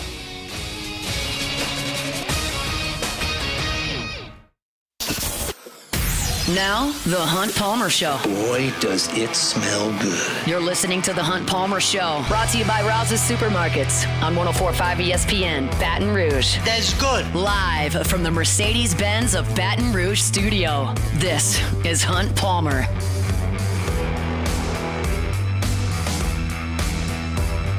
Hour 2, Thursday edition of the Hunt Palmer Show, presented by Rouse's Markets. Chris Blair in 15 minutes talking Tigers. I've got some key matchups in the ball game on Saturday night between LSU and Ole Miss. We'll get to at the bottom of the hour, but we'll start with the Saints here at 2 o'clock. Yesterday, if you were listening to the show, certainly appreciate that. I told you that I thought the Saints would probably start Jake Haener because the Saints tend to do things that create continuity. And Jake Haener had been there longer, and he was the backup last week, and it's just the easy thing to do. And then like 40 minutes later, they announced Rattler's starter. So that didn't age exceptionally well, but that's okay. Now we got that to react to. We also didn't think they were going to announce it until Sunday. I did say that too, so I was 0 for 2 there, and that segment just didn't really age all that great. But you know what? You do 10 hours a week, you're going to sound stupid probably more often than you like. So that's fine. We got the news now, and we can react to it now. Dennis Allen came to the podium yesterday and didn't waste any time, just said, this is our guy. I'm sure you guys are all going to be wondering who's going to be the quarterback. Spencer Rattler will be the quarterback for this game. We talked a lot as a staff about what we felt like was the best thing for us and give us the best chance to win the game. That was the decision that we made, and we're excited about him getting an opportunity to go in there, and we'll let him go play and see what he can do. And I think that I take Dennis Allen at face value there. I believe they looked at Rattler and they looked at Haener, and they got a great look at both of those guys in training camp and in the preseason, and they kind of knew what their plan was going to be if this happened. It's not exactly like this is coming out of nowhere. The Saints have had an injury at quarterback every year since 2018. So this was not something that was completely out of the blue. And they decided to go with Rattler. And I think that there's a section of the fan base that'll say, this is the future of the franchise. They're giving this guy a shot, high upside. This could be it. I would suggest that the Saints are thinking about the next 4 quarters, not the next 4 years. That's just where this franchise and organization are at this point. And that's okay. You can be thinking about the next 4 years when you wake up on Sunday morning. But that's not why the Saints are making this decision. I think they truly believe the best chance to win the game is with Rattler. Now, Dennis Allen did expound more on that decision to start the rookie. Yeah, I think we just internally talked a lot about it and felt like, in this particular game that he was going to give us the best chance to win. Both him and Jake both have been practicing extremely hard, preparing to be the starter. It was kind of the conversation that we had at the beginning of the year that Jake would be the 2 to start, but there wasn't going to be any really basically going to be kind of a week-to-week deal, and we just felt like this was, for this game, was going to give us the best opportunity. And I think that is probably a little vague for some people, but you got to realize Dennis Allen's not going to get up there and go, well, Our offensive line sucks. Have you watched them? They can't block anybody, and Rattler's a little bit more athletic, so we think he's going to be under duress the entire game, and we're going to put the guy back out there that can avoid sacks a little more often. Yeah, considering when he played for South Carolina, they didn't have the best offensive line. They did not. He was running for his life a lot. And he got sacked a lot. Yes, but he's used to that, so at least he has some experience in knowing how when the play breaks down, he knows how to get out of it. And so that said, I think that they really believe Rattler gives them the best chance to win based on the personnel that they've got and the skill set that he brings to the table. Now, the question was, does this matchup in some way favor Spencer Rattler? Because you said previously that Haener was going to start as a number 2, and then you had a game against the Chiefs where you were down and you brought in Haener, and this is a new week and it's a new quarterback. Was it a matchup thing with the Saints and Tampa? Yeah, I think we'll keep all those things internal in terms of what went into making that decision. But there was a lot of discussion, and we came out of there feeling like this was the best thing to do. And again, I think that's a perfectly acceptable answer. I think that Dennis Allen came to the podium and told the truth. He said that Spencer Rattler's going to start. That's not playing it coy. He said that we've talked about it as staff. I believe that. He said we're not really going to get into why we think that. That's totally fine with me. I think all of that is very, very much true. And then Dennis Allen was asked if Rattler's the starter going forward. As it's been all along, with those two, we're really kind of in a week-to-week deal with each one of those guys. So we're worried about this week right now, and then we'll see where we're at after that. So let's talk about this week, okay? It's a short week, but not technically a short week in terms of on-field practice time. Tuesday is generally an off day in the NFL. The Saints were out there on Tuesday because you got to get ready to play. So it's not like they're completely compromised for time. If this were next week and you were trying to get ready for a Thursday night game, you would be compromised for time. But you're not necessarily, because you do have the full allotment of practice time. I heard T-Bob talk about this morning on his show, and he's completely correct, and he echoes every sentiment that I had when I heard this yesterday. This is not a very good spot to drop Spencer Rattler into. I realize that everyone's really excited to watch him play because he's the backup quarterback and he's never made a mistake. That interior offensive line sucks. It sucks. They're not able to handle the elite players in the NFL. They got annihilated a couple of weeks ago on the interior by Jalen Carter. They got annihilated this past week by Chris Jones. The Saints cannot run the football against defenses like that, and that makes things very difficult on quarterbacks. They also haven't pass blocked exceptionally well. Case in point, Derek Carr is missing a couple weeks. You don't have Taysom Hill very likely to give you that change of pace, to take some direct snaps, to help in the running game. He's not there to help. That's tough. Rashid Shaheed did not practice on Wednesday. And that's not a huge deal when you think about Derek Carr and Rashid Shaheed, but I would suggest that maybe the guys who have not played in live games yet with Rashid Shaheed would like to have some work with him. And so you look at the matchup and you consider the weapons that are there. This is an adverse situation at best for Spencer Rattler. And then you keep in mind that the season, while it's not completely on the brink, it's wobbling.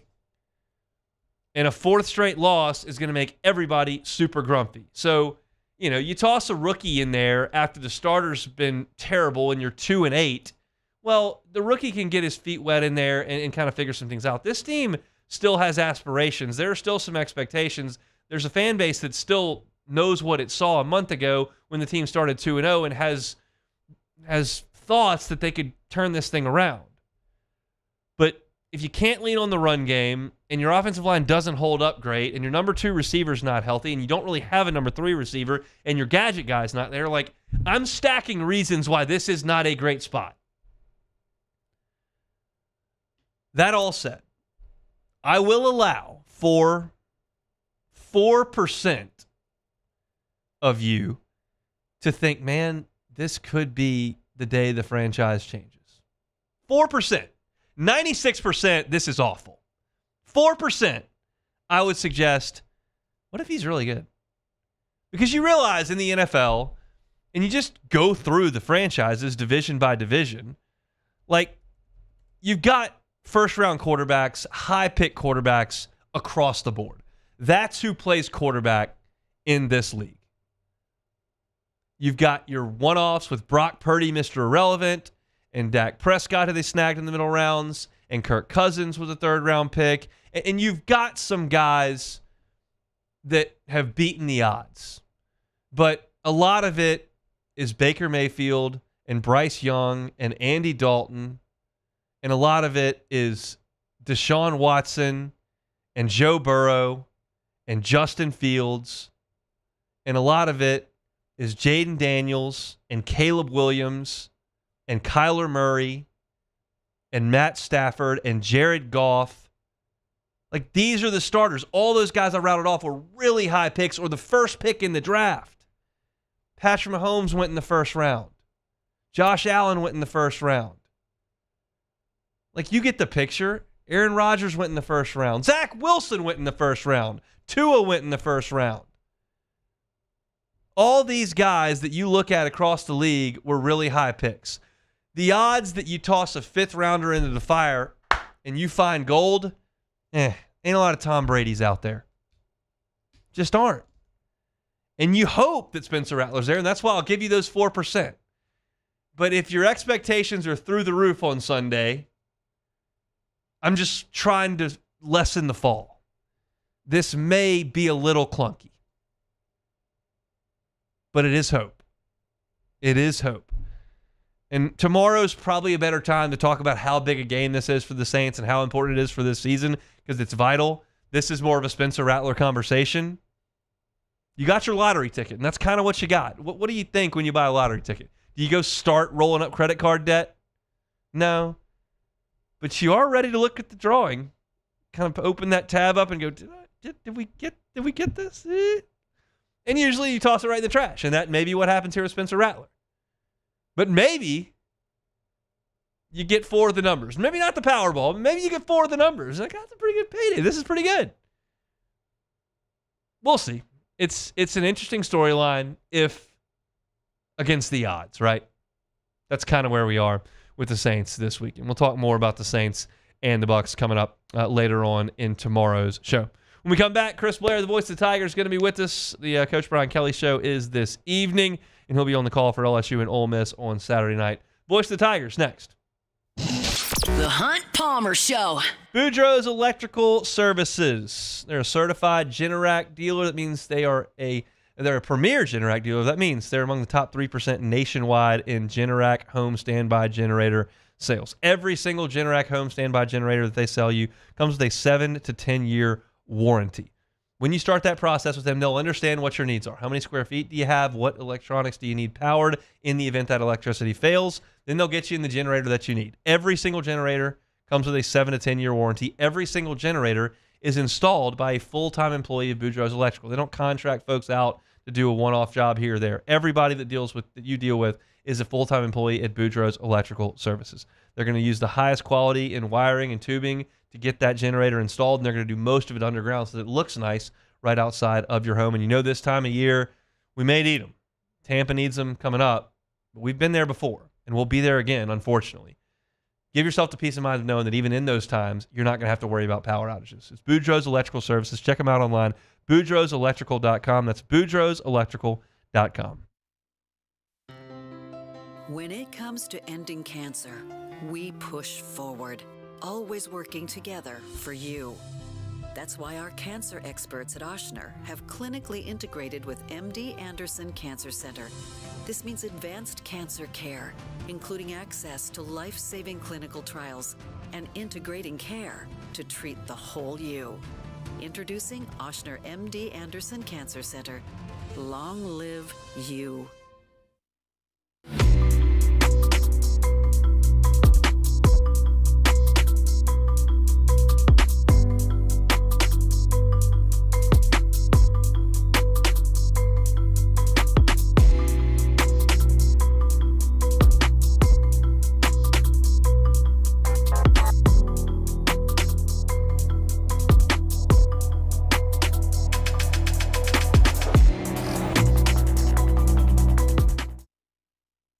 Dylan Cruz here to tell you about Six Rings Baseball and Softball Camp. If you live on the North Shore and play ball, go to Six Rings Camps with former LSU assistant coach Dan Canaveri. His knowledge is second to none, and your child will improve and have fun doing it. Camps were held at Coquille Park and Six Rings Academy in Covington with 4 sessions over the summer. Full day and morning only sessions are available from ages 7 to 13. Go to sixringsbaseball.com or call 985-206-9096.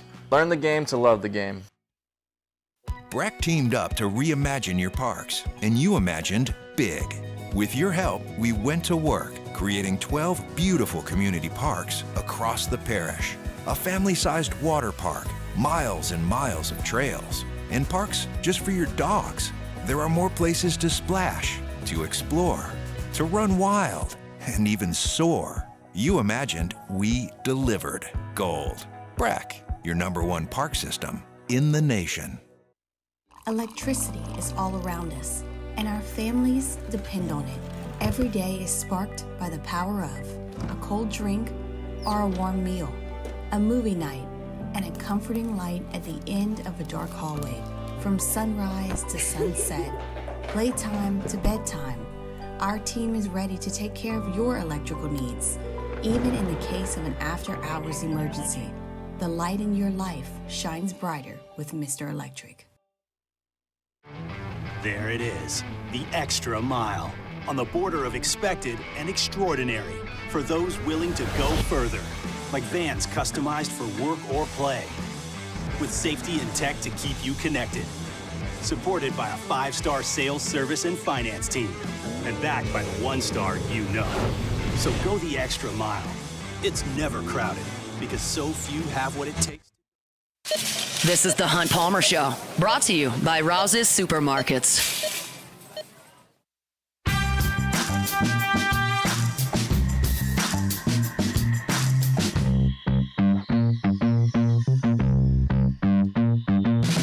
It's that time of the week where the energy anticipation starts to build in this city. Big game coming up Saturday night inside Death Valley. Top 10 matchup between LSU and Ole Miss. If you want to kind of get the juices flowing a little bit and eat some awesome food, check out TJ Ribs tonight for the Brian Kelly Show. Chris Blair will be the host on the LSU Sports Radio Network. 7 o'clock is when they'll get things fired up over there on Acadian Thruway. Chris Blair joins us now on the Jim's Firearms Hotline. Chris, how we doing? Doing well, Hunt. Doing well. Ready for the game.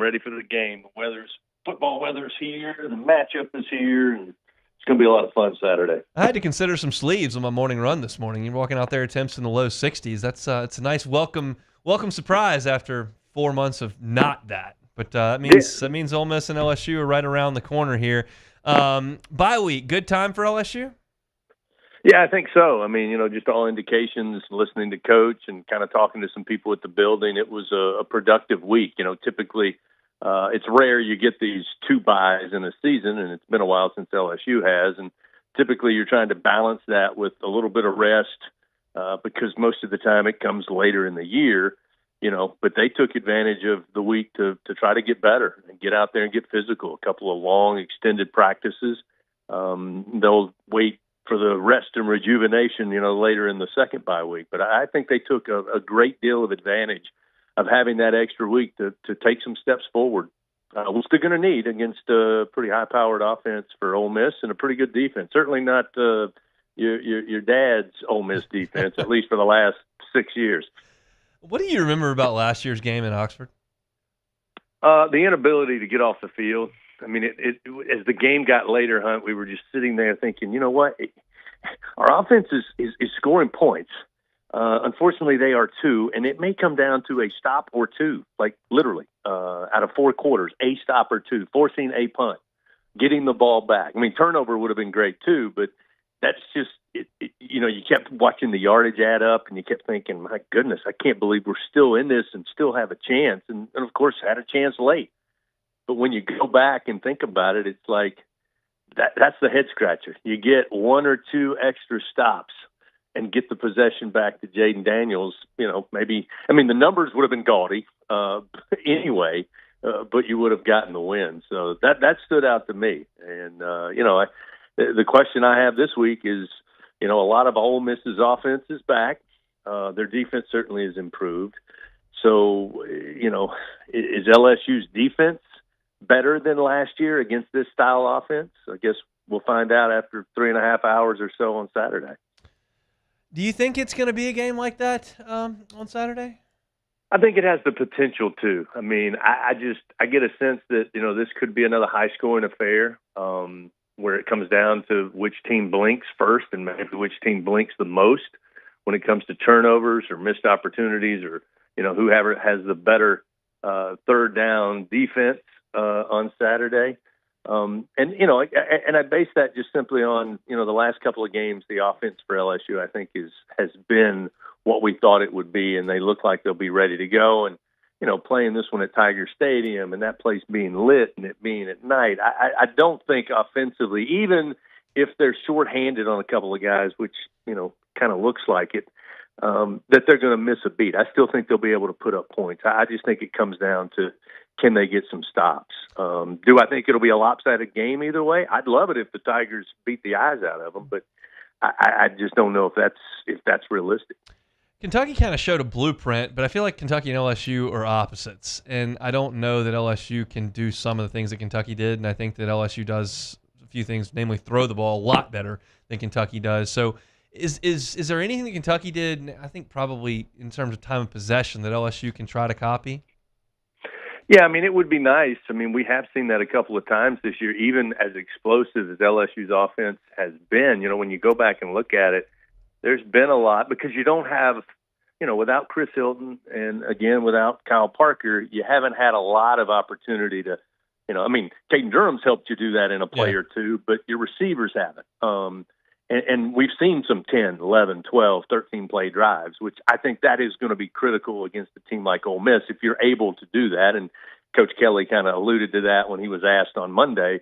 Yeah, if you can keep Jackson Dart and the offense off the field, that's a good thing in any game. So that'll be key. But, to me, Jackson Dart, and this may sound like the biggest overstatement of the year, but when I watched the Kentucky game, what stood out to me was that Jackson Dart was unable to hurt Kentucky in those critical third down plays where it's 3rd and 6, 3rd and 7, 3rd and 8. And even though you think Lane's going to go for it on 4th down, Kentucky was able to keep Jackson Dart from not getting the big 25 and 30-yard gains, which he can do. They were able to stop him from getting the 4 and 5-yard gains. And therefore it set up possibly 4th and long or possibly a turnover on downs. To me, that's kind of the linchpin in this whole deal. Sure, if Trey Harris is ready to go, then he's going to be a problem. If their running backs are ready to go, they're going to be a problem. But to me, when you watch Ole Miss, when Jackson Dart can bail his offense out and scramble, extend the pocket, can't throw the ball, and then scampers 6, 8, 10 yards, picks up a first down, that's when Lane licks his chops and goes, okay, let's go to Harris for 40 yards. And when that rhythm is taken away, which I thought Kentucky did a good job of, I don't think that big play, chunk play potential is as strong as they are when Dart's able to just keep getting first downs and moving the chains.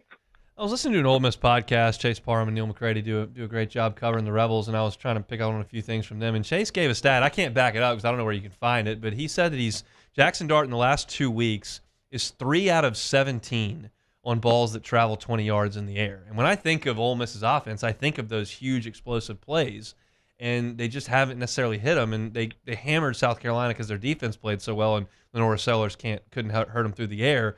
But they haven't been as explosive the last 2 weeks, and that would be a welcome sight for LSU. No, I don't know. I haven't heard that stat, but I can believe it based on the last 2 weeks. Because, again, I think when they get out of rhythm and they get off schedule, they're not as effective. I mean, they're so effective when they're running the ball successfully, spread the field to run it. Therefore, eventually they just force teams to kind of stack the box, and then, boom, they hit the big one. I mean, he's been doing that everywhere he's been. That's kind of the MO. And you think of those chunk plays, but when I think of Lane Kiffin, I think of a team that wants to run it so that you have to commit to the run. And then this year he's got with Harris and obviously Jackson Dart, when he's got that type of weaponry on the outside, then you can see those plays. But I think in a nutshell, if you take away the ability to run the ball effectively, I think you're going to see less explosive games or plays in the passing game. And I would be interested. It's one of the questions I'm going to ask Coach Kelly tonight and get his thoughts on, what's the best way to attack it and see if I'm anywhere inside the ballpark. I'm curious how LSU's offensive line responds. I didn't think they had their best day in Columbia, South Carolina against a couple really good edge rushers, and Ole Miss has got some really good players on the defensive front. Do you trust those guys on LSU's offensive line to step it up and control the game? Yeah, I mean, I think it all comes down to if Ole Miss has success like they did against South Carolina, for the most part, rushing 4, sometimes 5, but not necessarily all-out blitzes. And, I like LSU's chances if that's the case. Again, I think those guys on the edge for Ole Miss are good enough. They're going to make some plays. But I trust this LSU line, especially in pass protection.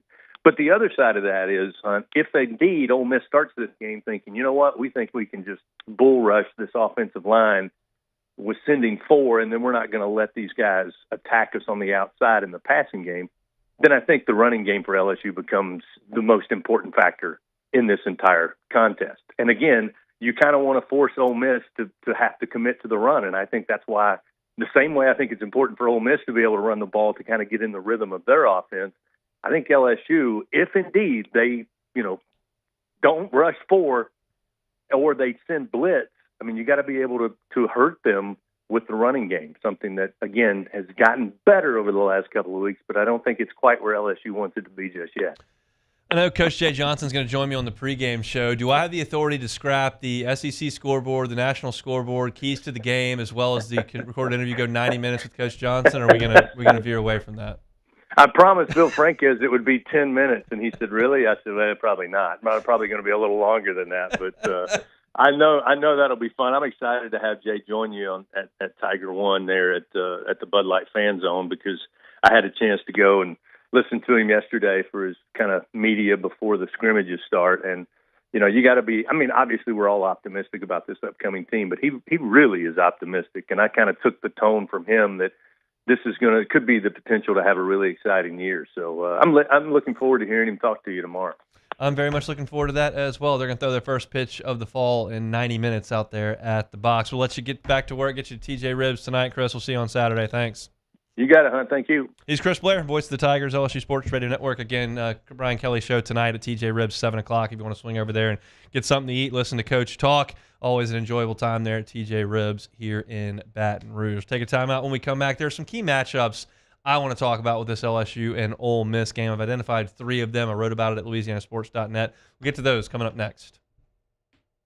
The Hunt Palmer Show. Evolve Physical Therapy and Sports. EvolvePT.com is the website. It's an incredible organization over there at Evolve Physical Therapy and Sports. Robbie Bolton has put together an amazing team, and they're just determined to get you back to being your active self. I know a lot of times people have subpar experiences in physical therapy. They've been hurt, they're in pain, go see the doctor, and maybe the doctor refers you here or there, whatever the case may be, and you show up and they're just not quite as hands-on. You may not feel like you've been a priority for the physical therapy team, wherever the case may be. That's never going to be the case at Evolve Physical Therapy and Sports. From the time you walk in to the time you leave, you're going to have a teammate assigned to you that is making sure you're meeting some benchmarks, feeling better, and eventually getting back to your active selves. They have a way to measure that. The isokinetic testing they do over there at Evolve Physical Therapy and Sports shows the returning strength in your muscle groups as you return from injury and all that pain. You've also got dry needling, cupping, you can do scraping, a lot of different things, soft tissue manipulation, all to make sure you're getting better and getting back to your active self. Whether you're a runner in his or her 40s, a youth athlete, or somebody who wants to play golf every day when you're in your 60s or early 70s. If you're in pain and you want to be active and you can't because of that pain, Evolve Physical Therapy and Sports is where you need to go. Check them out online at evolvept.com. Stop by Starring near Highland Road. That's Starring near Highland Road. It's Evolve Physical Therapy and Sports, evolvept.com. There it is, the extra mile, on the border of expected and extraordinary, for those willing to go further, like vans customized for work or play, with safety and tech to keep you connected, supported by a 5-star sales, service, and finance team, and backed by the 1-star you know. So go the extra mile. It's never crowded, because so few have what it takes to go there.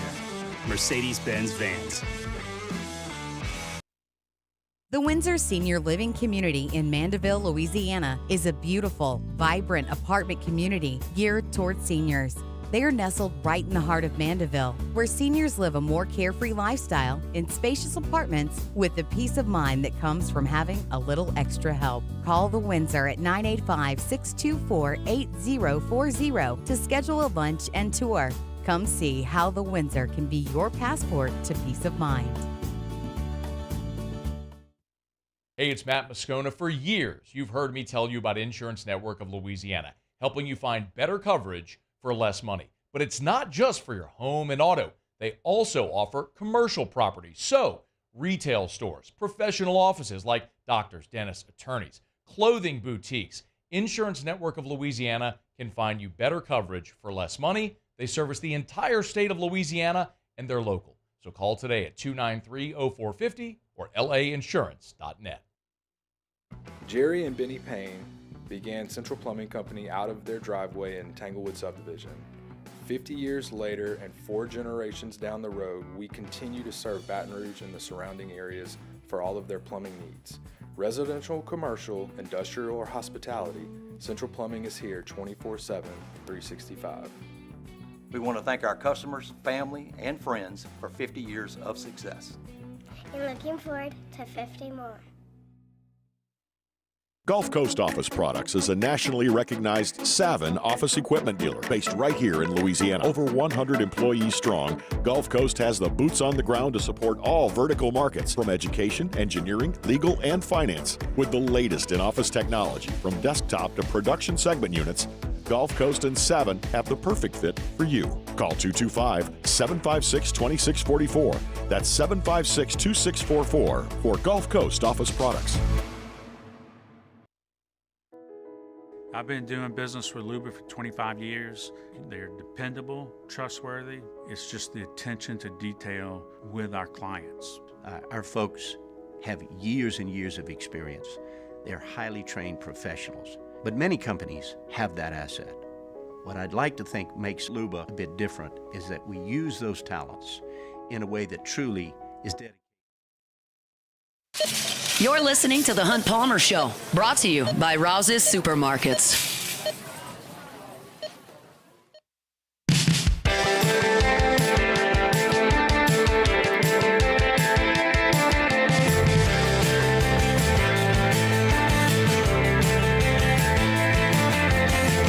All right, moving right along here on a Thursday edition of The Hunt Palmer Show. Shout out to the folks over at Rouse's. Rouse's, this feels like home. Matchups to watch, LSU and Ole Miss coming up on Saturday night. I'll get on to the field as far as the players go with my second and third matchups, but I really do believe that this first matchup is just vital to this game, and it's Lane Kiffin and Charlie Weiss Jr. moving the chess pieces against Blake Baker. LSU last year simply could not line up and know where to be. And Lane Kiffin and Charlie Weiss Jr. absolutely cooked LSU 6 ways from Sunday on almost every play. They had 706 yards. They averaged 8 yards per play on 88 plays. They had 8 plays over 20 yards and 5 touchdowns over 10 yards. It was not even hard.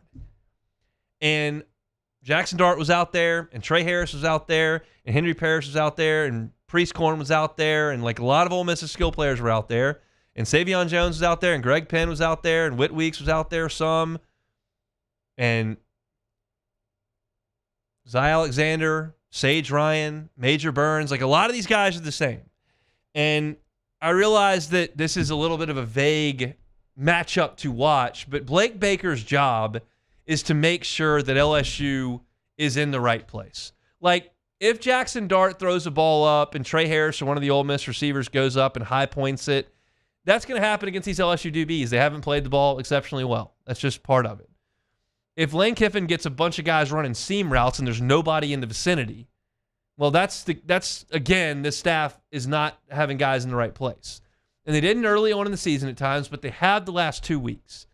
And if LSU can make Ole Miss do it while covered, do it with guys in their run fits, then I think the Tigers have a chance to slow things down. Kentucky and South Carolina did. Ole Miss did not go all up and down the field on South Carolina. And I'll tell you this, Trey Harris is going to go early in the NFL draft. The rest of these guys aren't. Like, they're just not.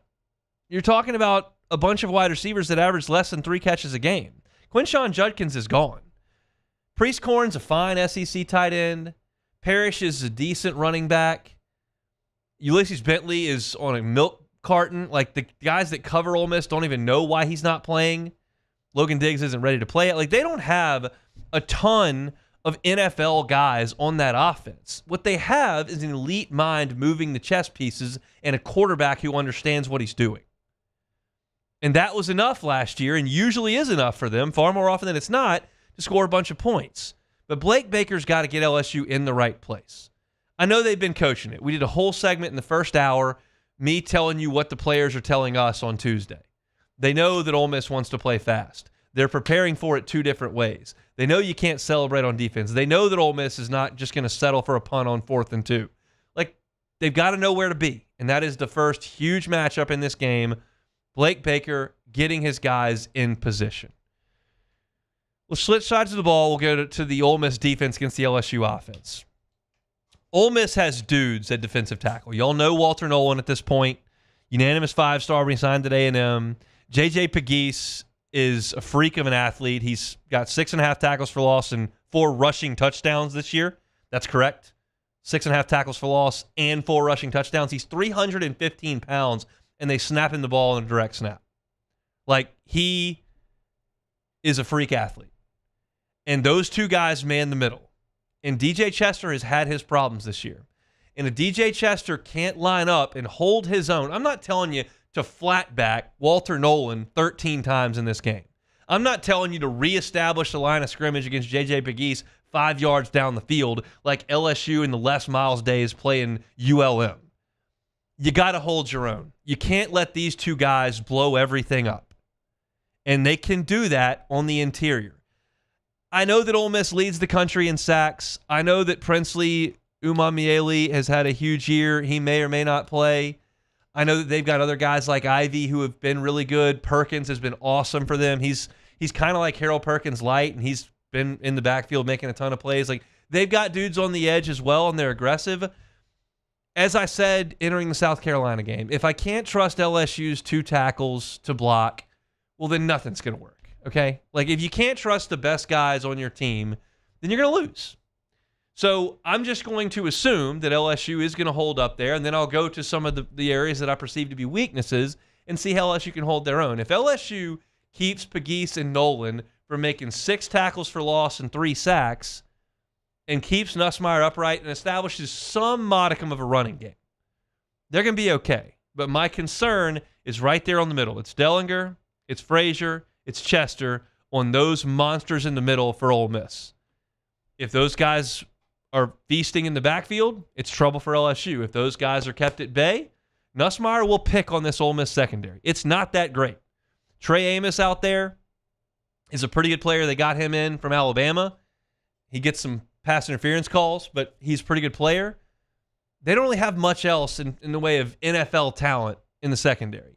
And I know that Chris Hilton's probably not going to play, and I know that C.J. Daniels is now doubtful to play, and I know that Kyle Parker's out for the game, but I'm okay with LSU going out there with Kyron Lacey and Aaron Anderson and Xavier Thomas and Mason Taylor, basically, and going to work. I don't think you're going to see a ton of Shelton Sampson. We'll see if Trey'Dez Green has got a package to come in there, if Pimpton needs to play a little bit. But LSU is going to be fine on the edges. It's Ole Miss's line creating issues for Nussmeier, who, oh, by the way, made some bad decisions against South Carolina. That is a huge, huge piece to this puzzle in this game. LSU's interior offensive line has got to come to play. And then the last piece here is Ole Miss's offensive tackles. Jaden Williams has been their starter at left tackle, or was to start the season. He's out. He's not going to play. So Diego Pounds has played left tackle the last 2 weeks, and then Micah Pettis is Ole Miss's right tackle, and that's going to be their bookends in this game, the same thing that they were at South Carolina, and they did an okay job. Pounds transferred from North Carolina. He was a starter there, and Pettis has started 23 games at Ole Miss. Kentucky whipped Ole Miss at the point of attack with its defensive line. They got 4 sacks. Dylan Stewart did a good job against South Carolina. He got back there for a sack, but LSU's pass rush needs to be its identity on offense. If you ask for Zy Alexander and Ashton Stamps and P.J. Woodland and Sage Ryan and Deshaun Spears and J.K. Johnson, if you ask those guys to run around with Ole Miss in this scheme for extended periods of time, big trouble. But if Braden Swinson, Deshaun Womack, or Savion Jones comes ripping off the edge and makes a play on Dart, strip sack, forced early throw, tipped ball, third down sack, those are game changers. Those are crowd energizers. And LSU simply must have 3, 4, 5 of those in this game. Baker's going to get aggressive. They're going to try to get into that prowler package when they have opportunities there. It's going to have to be 3rd and long for that. But you've got to have your ends against a backup left tackle and an okay right tackle bend the edge and make some plays on Dart. If he's got time, you got issues.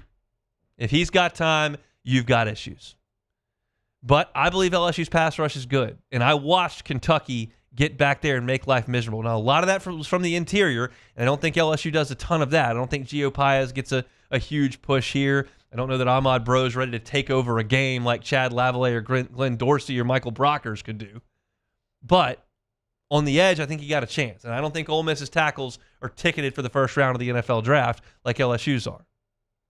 So if you can get back there and force, you don't have to get 8 sacks or take over the game. You just have to get them at opportune times to energize the crowd, maybe get a turnover, flip the field, stall a drive, whatever the case may be. Again, no one's asking Blake Baker in my first key here or the pass rush in my second key and my third key here to hold Ole Miss to 17. Kentucky did. I'm not asking you to do that. LSU's going to score more than 20 like Kentucky did. I'm asking you to make some game-changing plays, stall some drives, hold Ole Miss under 30 points, and then see where the dice fall.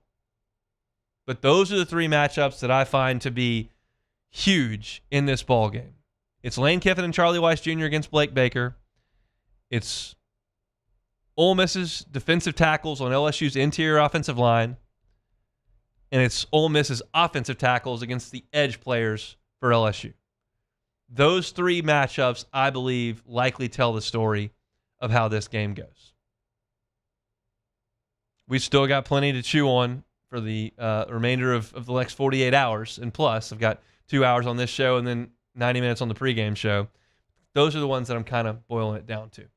By the way, if you're going to be hanging out with us tomorrow on 104.5 ESPN Baton Rouge, I'll let you know our Football Fridays are always early to late. We got 7 o'clock start for Off the Bench, 10 o'clock live at lunch, an early start there. Guys will be at Rufino's from 10 to 1. I'm with you from 1 to 3 from Lod Cook tomorrow. Looking forward to some really exciting guests. We're going to have Brad Davis, who, of course, caught one of the most famous touchdowns in LSU history against Ole Miss from Burt Jones back in the 70s. He'll jump aboard with us. Eddie Kennison's going to be with us as well. So we're going to have a lot of fun on the show tomorrow. Matt's going to be from 3 to 6, and then that'll lead right into Cade Wasse and his cast of thousands at 6 o'clock for Louisiana Prep Preview, Catholic High Football at 6:45, and then at 10 o'clock they come right back to you with Louisiana Prep Scoreboard. So from about 7 a.m. to midnight tomorrow, we will be wall-to-wall local and football heavy. Very much looking forward to all of that. When we come back, we will close out a Thursday edition of The Hunt Palmer Show. The Hunt Palmer Show. Highland Insurance Group, HighlandIG.com is that website. We know where we live. Where we live means insurance is important for multiple reasons. We know there are hurricanes.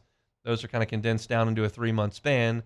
But auto insurance is incredibly important as well, and it can be really expensive. If all you know as a business owner is that your auto insurance is expensive, maybe you should know more. Who makes sure that all your trucks are covered? Who makes sure you've got the proper limits? Who makes sure that the umbrella limits are adequate for the line of work that you're in? Who makes sure that your property and building evaluations are done the right way so that you don't get hit with co-insurance penalties when a hurricane rolls through? If these are questions you may not know the answer to, I don't know that your broker is doing the right job. Highland Insurance Group will do that job. Jonathan Carver and his team will do that job. Think of them as a trusted partner, like your attorney who you would go to in time of need, like your CPA when you got to know what's going on. Your insurance broker should be the same. It shouldn't necessarily be the guy that calls and says, hey, man, what do you do? I bet I can cut that down 10%. That can be dangerous. I know we like to talk about premiums. That may be the most important thing to you as a business owner day in, day out, but is it right? Jonathan Carver and his team will make sure that it is the Highland Insurance Group. They can also handle your group or employee benefits. It's your one-stop shop for all things insurance. Highland Insurance Group right here in Baton Rouge. HighlandIG.com. They're online at HighlandIG.com. It's no secret. The best oysters in Baton Rouge are at Jolie Pearl Oyster Bar. Enjoy mouth-watering South Louisiana flavor and oysters from all over the country. And don't forget our nightly drink specials.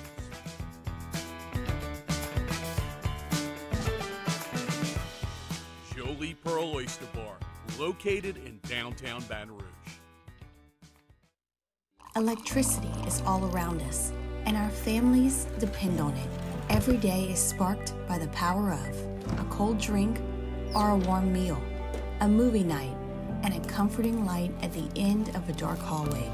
From sunrise to sunset, playtime to bedtime, our team is ready to take care of your electrical needs. Even in the case of an after-hours emergency, the light in your life shines brighter with Mr. Electric. There it is, the extra mile, on the border of expected and extraordinary for those willing to go further, like vans customized for work or play, with safety and tech to keep you connected, supported by a 5-star sales, service, and finance team, and backed by the 1-star you know. So go the extra mile. It's never crowded because so few have what it takes to go there. Mercedes-Benz Vans. Hey, it's Matt Moscona. For years, you've heard me tell you about Insurance Network of Louisiana, helping you find better coverage for less money. But it's not just for your home and auto. They also offer commercial properties. So, retail stores, professional offices like doctors, dentists, attorneys, clothing boutiques. Insurance Network of Louisiana can find you better coverage for less money. They service the entire state of Louisiana, and they're local. So call today at 293-0450 or lainsurance.net. Jerry and Benny Payne began Central Plumbing Company out of their driveway in Tanglewood Subdivision.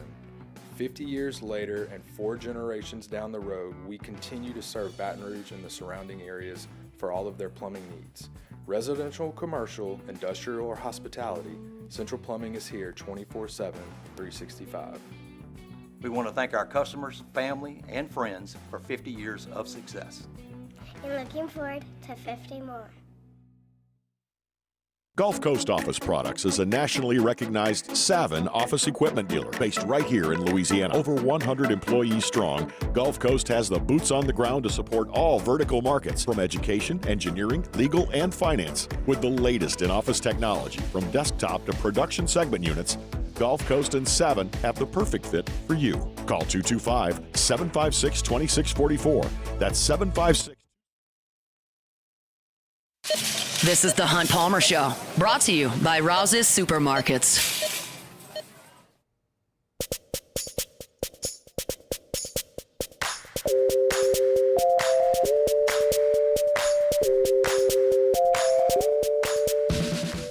Congratulations to Brian Murray of Ponchatoula. Brian is our Draw to 100 winner and the sweepstakes presented by Shell, and wins Stadium Club seats to the Ole Miss game, sideline passes, and autographed memorabilia. Thanks to all participating in our Draw to 100 sweepstakes presented by Shell, the rhythm of Louisiana. All right, shout out to the folks over at Rouse's. They bring you our Thursday shows each and every week. Always got great specials over there at Rouse's. This week is no exception. Get USDA prime beef whole boneless ribeye, $11.99 a pound. You're saving $8 a pound on ribeyes. USDA prime at Rouse's. Get on over there and check that out. Sanderson's Farm chicken drumsticks or chicken thighs, value packed, 88 cents a pound. You're saving about half off there. 24-pack of Rouse's half-liter drinking water, 3 for $9. So you buy 3, you save almost $3. Plus, looking to do red beans and rice, 1-pound bags of beans, 2-pound bags of rice, 99 cents. You're saving up to $1 there. Rouse's is the official supermarket of the New Orleans Saints. All your tailgate supplies, they got you covered at Rouse's. And, of course, the one at Burbank and Lee houses our game day show each and every week when LSU is at home or away, as long as it's not at 11 o'clock in the morning. Then they got to do post game from there. But we always appreciate the folks over at Rouse's if you're in South Louisiana. there's always a Rouse's near you. All right, Beck, time to take a little take it or leave it. All righty, first one here, an appearance on the Pat McAfee show. Shams Charania said he believes the Pelicans will start Herb Jones at the 4 or 5 in most lineups this season. Take it or leave it. I'm going to leave that. I mean, Herb Jones at the 5? What do we... So he's guarding the 2 or 3, but he's playing the 5? So Zion is the 0.4? This is... I understand we're in an era of positionless basketball, but I got to have somebody that's 6'11" down there doing something. Yeah, so what people are suggesting is that the lineup will be DeJounte Murray, Good. CJ, B.I., Zion, and Herb. That's not a functioning lineup. We'll see. That doesn't work. I mean, who's guarding the 5? It's got to be Herb. I mean, Herb is 6'8". He's not very big, but he usually guards the best wing. He does. So it's gonna be maybe Zion ain't doing that. Maybe Zion, I guess. We'll see. Well, I don't know. That's not gonna work. I don't. That's Look, just. no No one's calling me for my NBA defensive alignment expertise. That is not going to work. I don't disagree with you really that much, but look, if Shams is, I don't think Shams would come on Pat McAfee show and just say this without any kind of knowledge or intelligence about it. So I have to think that they're going to run that lineup out at some point. So we'll see what happens when the season actually kicks off in a couple weeks here. But next one, a company founded and fronted by Kendrick Perkins is offering college and high school athletes upfront money in exchange for a portion of their NIL earnings. That doesn't sound shady at all. Experts say the deals resemble high-interest loans and could be taking advantage of players. Take it or leave it. Yeah, I'm going to leave that real quick. That sounds real bad. Kind of sounds like the music industry where they sign these kids and they don't really know the contract details and they basically take all the money from them. Look, I don't know Kendrick Perkins. I'm not here to tell you that he's out with bad intentions here, but that business model seems real flawed to me. We'll give you some money. Give us some percentage. Yeah, you're looking like 20%. We'll give you $50,000 up. No. Doesn't sound very good. Next one here, with Spencer Rattler being named the starter for the Saints this week. Every one of Lincoln Riley's quarterbacks since he became a head coach in 2017 is currently starting in the NFL. Baker Mayfield, Kyler Murray, Jalen Hurts, Spencer Rattler, and Caleb Williams. Take it or leave it. That's hard to argue with. You got to take that. That's really impressive. He's got his flaws, and they're not that great again this year again. And that stinks for LSU because he's got to win that game. Yeah. But that's impressive to have every guy that you recruit, bring in, and develop in college to start games in the NFL. I mean, LSU went years without guys starting in the NFL, and LSU's a premier level program. There aren't that many starting quarterbacks in the NFL, and for one guy to have that many is damn impressive. I just guess it just goes to show all of his inefficiencies at every other position besides quarterback. Next one, the Mets knocked the Phillies off. Okay, I was trying to read it. I was trying to read it a different way for some reason instead of the way you wrote it.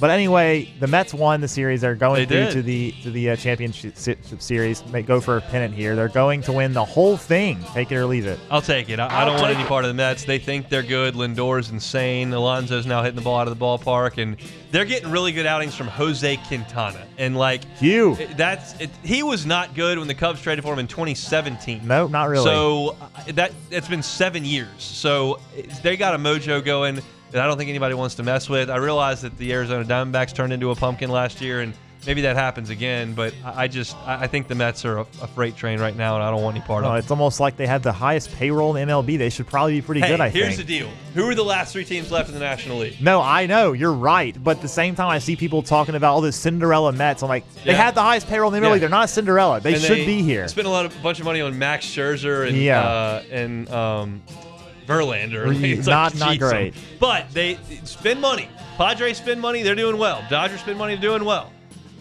Win it all. Go win it all. And we'll see if the Royals can get it done. Yeah. They got beat at home last night by a team that spends a lot of money. So Tigers looking good. Ricketts, let's go. Last one here. Rafael Nadal announced his retirement at the end of the year. Rafa, top 2 player of all time. Take it or leave it. Probably going to leave it. Yeah, that's got to be a leave it. That Roland Garros record, what was it, 116 and 4? Yeah, I think he's only maybe 2 or 3 times. 116 and 4. I mean, that's one of the greatest marks in the history of any sport, for sure. But I think Djokovic and Federer, based on the complete nature of their games, would probably rank ahead. Yeah, I would agree with you. But I'm not trying to take anything away from Rafa here. He's definitely a top 5 player in my estimation, and what he did on clay is just absolutely ridiculous. So it's amazing that those guys fought Father Time off longer than you would have thought in that sport. I mean, that is a rigorous sport they're playing. When now all these guys are hitting it so hard, and you're playing 4 and 5 set matches that go 3.5, 4.5 hours, and it's one-on-one. And it's crazy they can keep their bodies in that kind of shape. Djokovic does it like he's kind of the Tom Brady method of all that stuff. But yeah, congrats to Rafa. That's a pretty good run there. Really hard to believe that 3 of the greatest tennis players of all time all played in the same era. Pretty insane when you think about it.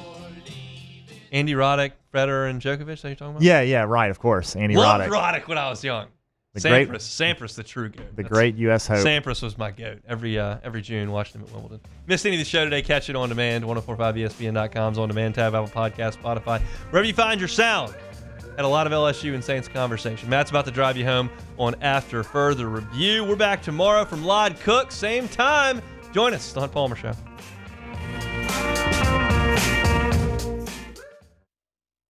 It's an everyday thing here. We work horses in the mornings and we work on the property during the day, and without these John Deere tractors, it'd almost be impossible to keep up with the place. I've dealt with some of the other colors and stuff, and I never really got the response back that I get from John Deere, We really enjoy dealing with Sunshine. They're good people. They always check on us and make sure our